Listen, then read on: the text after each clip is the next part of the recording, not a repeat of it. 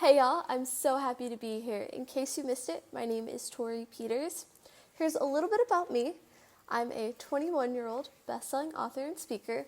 I wrote a book called The Power of Words for Teens a few years ago. I was also homeschooled from kindergarten until I graduated high school. Being homeschooled gave me a unique perspective of being able to notice the difference in how teenagers speak versus myself and the teens that I usually hung out with. Oftentimes, teens have a very negative way of speaking to each other as well as others, and it hurts everyone around them, including themselves. I wrote my first book because I saw this and wanted to do something to help change that. That was about 3 years ago. Now I'm working on my second book, which will be called The Secret Power of Words, which is going to be aimed at everyone, not just teens. And I dive a bit deeper into the new knowledge that I've learned since my first book, as well as some success tips and more in that book. But that's enough about me. Let's hop right into the topic for today, which is, of course, the power of your words. So, everyone knows the old nursery rhyme, so we're going to play a game. This is called Finish My Sentence. I promise it'll be super easy. So, sticks and stones may break my bones, but that's right, words will never hurt me. But let's be real here. That's one of the biggest lies ever. Sticks and stones hurt as well as words. Words actually hurt a lot. Merriam-Webster defines word as a speech sound or series of speech sounds that symbolize and communicates a meaning. Try saying that 5 times fast. We can all remember a time when someone said something to us that hurt. Maybe it was 3 days ago, or maybe it was 3 years ago. Either way, you probably remember exactly what they said to you. Words hurt because they have meaning. They carry weight. It doesn't matter how young you are or how old you are. It's true for everyone. Words without meaning don't exist. Words are all around us all the time. You read them, speak them, even think them constantly. They're everywhere, yet most people rarely stop to think about them. How often do you actually listen to the words that are playing on that song on the radio? Or do you really pay attention to the words that your friends put on social media? How about just the simple things you say to your kids or spouse when you're mad? For some people, this stuff seems like a no-brainer, probably most of you. But for others, this is going to be a bit of a wake-up call because the things you let in will come out. If the things you are letting into your life aren't positive, they'll usually make their second appearance at very inconvenient times. Your words are incredibly powerful. As Stanley said, with great power comes great responsibility. Your words have the power to either bring hope or hurt. You can either lift people up or tear them down. That's up to you. We often treat our words like bouncy balls. If a bouncy ball hits you, it might be a bit of a surprise, but it probably won't hurt much. When in reality, your words are more like bowling balls. Getting hit by one of those is definitely going to leave a mark. That's why it's important to be careful the words that you throw around, especially for parents. As every parent knows, it's your job to teach your kids things like how to speak, manners, and so much more, especially if you're a homeschool mom. Because of that, your kids look up to you and how you act in most situations, as I'm sure you know. The words you speak to your children are so important. The level of kindness, respect, understanding, and most importantly, love you have for your kids can be conveyed through words, as well as many other ways. The things you say when you and your child are upset at each other are arguably the most important of all. For example, the things you say when you're annoyed because your son or daughter hasn't taken out the trash, even though you've asked them 3 times today, and they still haven't taken their eyes off their video games that they've been playing for hours. are really important. It's understandable why you'd be annoyed, but when they tell you, "I'm in the middle of a game, Mom, I can't pause it," then you reply with, "I don't care, do what you're told." You're legitimately telling your child that thing that matters to you and you find very important doesn't matter to me, and I don't care about you. Even if that's not how you meant it to sound, that's what your child heard from that statement. A better alternative is something more like, "I understand, but you're not listening to me. I know your game is important to you, but taking out the trash is important to me, and I need you to obey me when I ask you to do something." Now, I'm not telling you how to parent your kid. I'm sure there are situations where there would be an exception to this, but what I am doing is explaining to you that when you tell your child, "I don't care," what they hear is, "I don't care about you." When you switch that language to, "I understand, blah, blah, blah, I need you to obey me, etc., you're saying, "I respect you and the things that are important to you," and they feel understood and important themselves during that, as well as heard. When you do the opposite, it puts you and your child on two different sides. They feel like you're against them.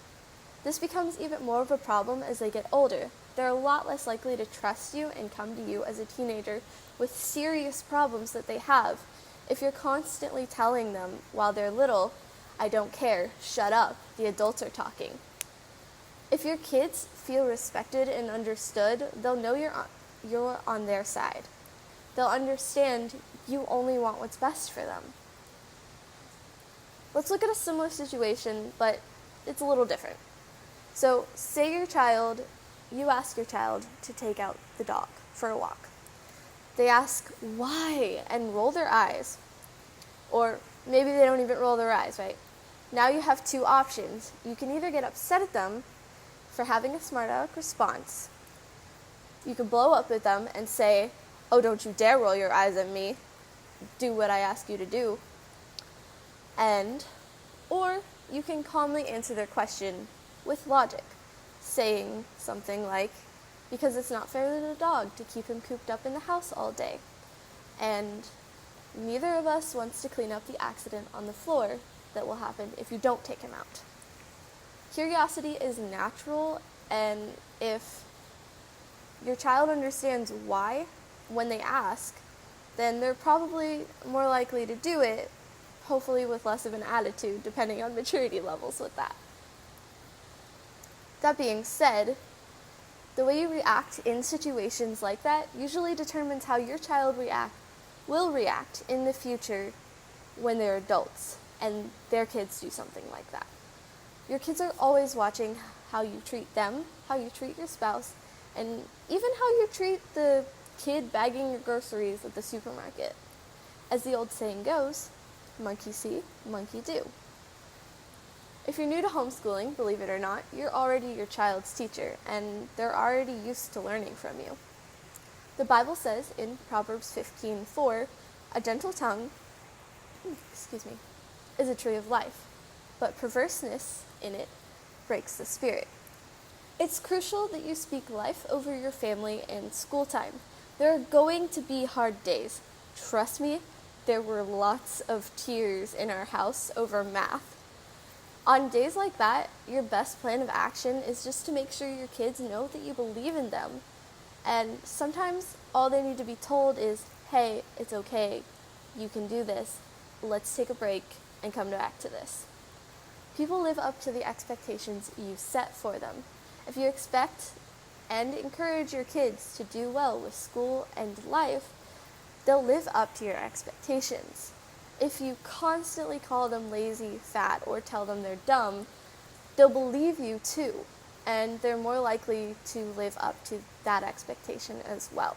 Now, before we move on from that, I'm going to point out that calling your child something like lazy or dumb is incredibly hurtful, unhealthy, and borderline, no, it's legitimately abusive, actually, and I don't throw that word around lightly.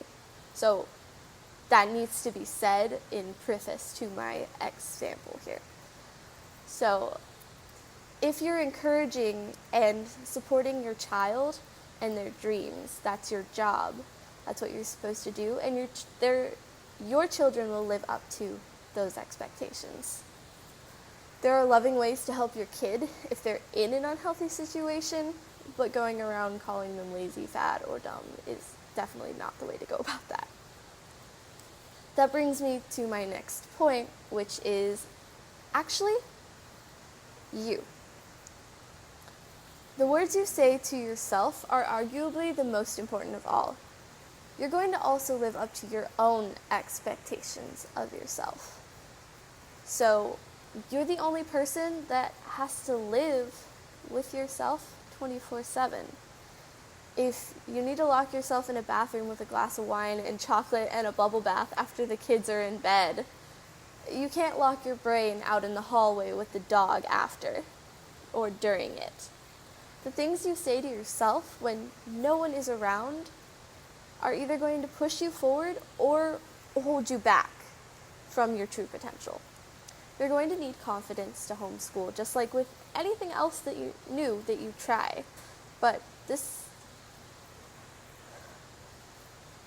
part isn't just about homeschooling. This particular part of my speech is about how you talk to yourself in every situation. What you think when you look in a mirror, how you feel when someone else pulls out a camera, the sort of things that you say to yourself when you've very clearly messed up something. Being kind to yourself is just as important as being kind to others. You're only human too. Sometimes life throws one bad thing at you after another, and that really can't be helped. But how you decide to respond to it can be, and that's up to you. You get to decide if you feel attractive. You get to decide if you feel like you're worthy of love and affection. You get to decide to speak life and hope into your world, even when it feels like it's completely falling down around you. You need to encourage yourself as well as your family. It can be really easy to say things to yourself that you'd never in a million years say to someone else. A good rule of thumb is to ask, would I let someone say that about my best friend, my spouse, or my child? If not, then you shouldn't be saying it about yourself. We're often so harsh on ourselves for absolutely no reason. Ask yourself these questions. Are you trying? Are you doing the best you can? Then why are you beating yourself up over it? You're only human. I'm going to give you a few applicable, that's a hard word to say sometimes, applicable ways to help you be intentional about encouraging yourself. So, number 1, if you want to write this down, you need to know how negative you are when it comes to yourself. So for the rest of the day, today and tomorrow actually, I'm going to challenge you to find a notebook, turn to a new page, and on that page, make a tally mark every single time you say something negative or insecure about yourself or your abilities. This is to help you know exactly where you are when it comes to believing in yourself. All right, I'm going to give you a few seconds to write that one down. Start that page, whatever you want to do. Cool. Okay, now, number 2. The second challenge I have for you is to come up with 5 daily affirmations to write down every single morning. You can do this during breakfast or before you get out of bed, or really any time, just make sure that it's during the morning. All right, so either way, I want you to do this at the start of your day. They should be things that you need to hear, like, I can face anything today holds, or something as simple as, I feel beautiful, loved, and energetic. So let's be honest, we all need some more energy some days. I want you to do this for a week, and then continue it. And the last challenge I have for you is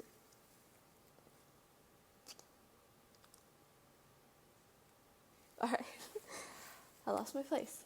And last, maybe you're not sure you'll have time to do that every single morning. That's okay. I would really like you to do challenge number 3 with challenge number 2, but you can do it is just challenge number 3 if you'd like. I think they work best together.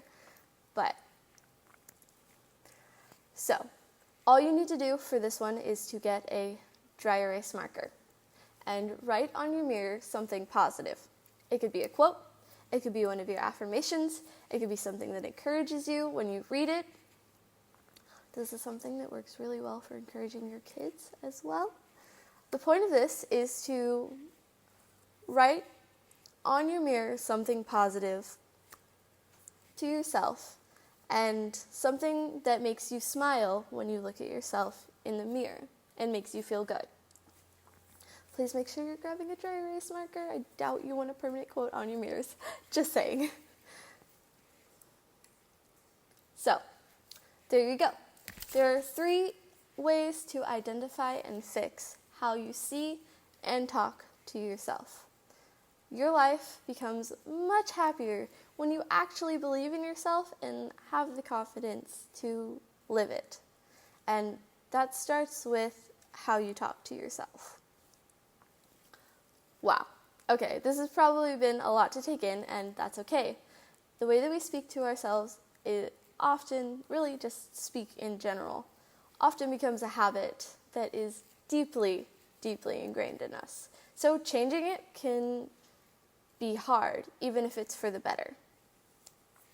Just take it one step at a time. My book, The Power of Words for Teens, has a superhero on the cover because your words are basically a superpower, and they have the power to influence the world around you. I have one more example before I do a short little review on the important points that I've made today, aka here's a cheat sheet if you want to take extra notes. So, every single person you meet has a metaphorical bucket. Every word that's said to them goes into that bucket, right? So, you can either speak kind, encouraging, light words to them, thereby pouring clean, filtered, light water into their bucket, or you can speak harsh, hurtful, and heavy words to them, basically the equivalent of pouring mud into their bucket. The bucket is the same size. It holds the same amount of substance either way. But the one with clear, clean water is going to be much easier to carry than the one filled with mud and dirt combined with the water. Honestly, people add dirt to their own buckets. Trust me, they don't need your help.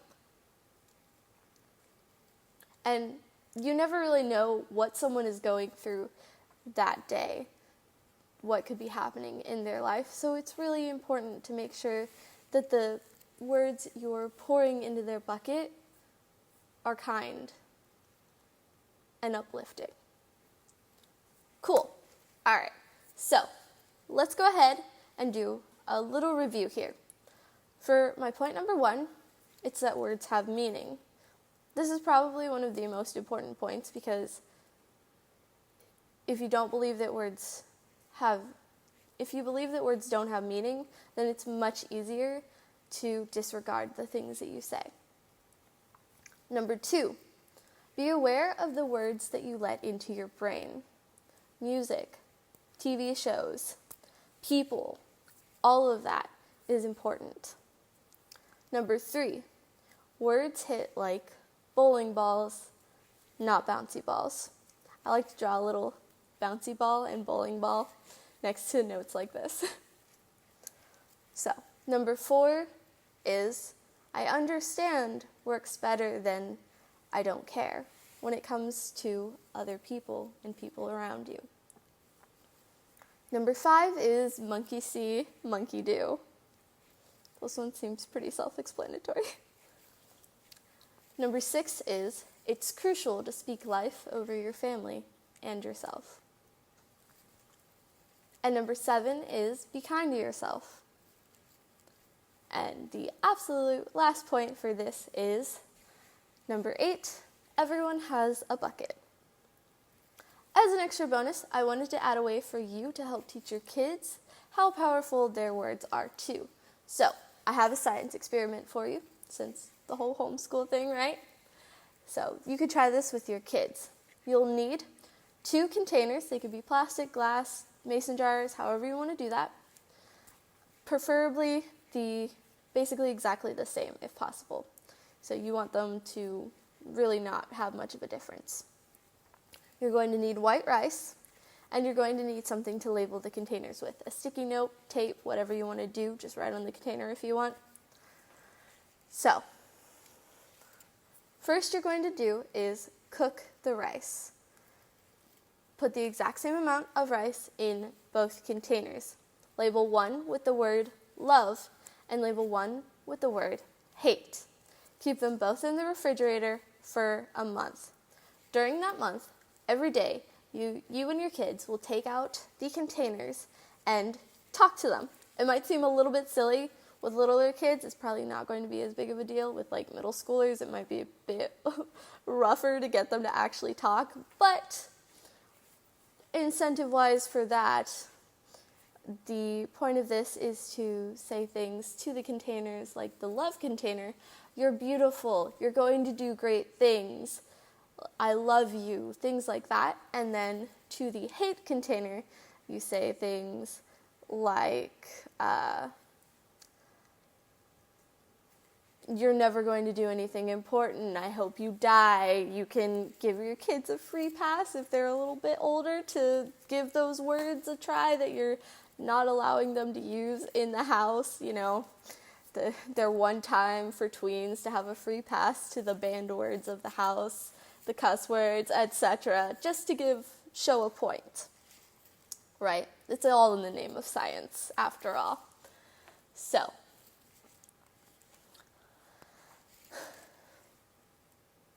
now, as you're starting that project, the point of it is to show what's going to happen at the end, the way that your words and interact with like physical world around you as well as the people around you.